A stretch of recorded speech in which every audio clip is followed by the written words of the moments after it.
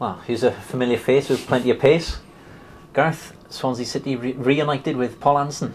Yeah, first time since Paul Anderson decided not to come back to Swansea last summer, isn't it? At Nottingham Forest tomorrow.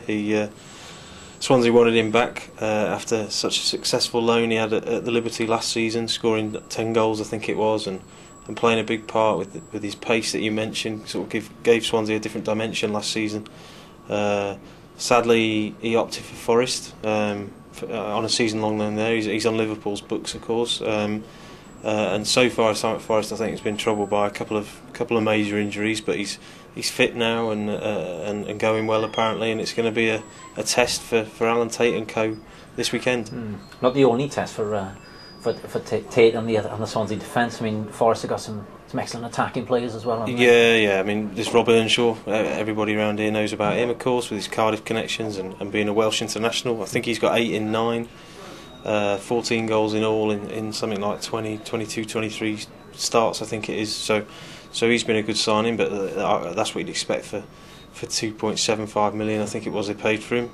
And then they've signed just on the eve of the game Gary McSheffrey, who cost Birmingham 4 million in 2006, and has gone on loan to Forest to get some game time after a spell out injured. And there's no doubt he's a class act in the Championship. So it's going to be a test for Swansea's rearguard. With that in mind, Swansea's rearguard, as you mentioned, wasn't too convincing against Derby. It was a tough old night up in Pride Park. Certainly was, yeah. Not their cleverest defensive performance, to say the least. They conceded 2 goals to Chris Porter, both fairly soft. Could have conceded at least 2 more. Derby at the post a couple of times. They had other chances. Rob Holst, I remember, putting a header wide, didn't he? Really, they could have run away from Swansea as it was.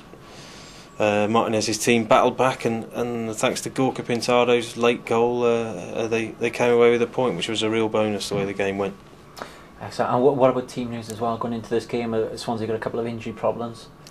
Yeah, well, Gary Monk's still out. Good news is he should be fit for Plymouth at home next Tuesday, but Albert Saran is going to have to step up to the plate again this weekend alongside Ashley Williams, and as like we say, hopefully a bit more secure than they were at Derby. Apart from that, Mark Gower's back. I think he was rested in midweek.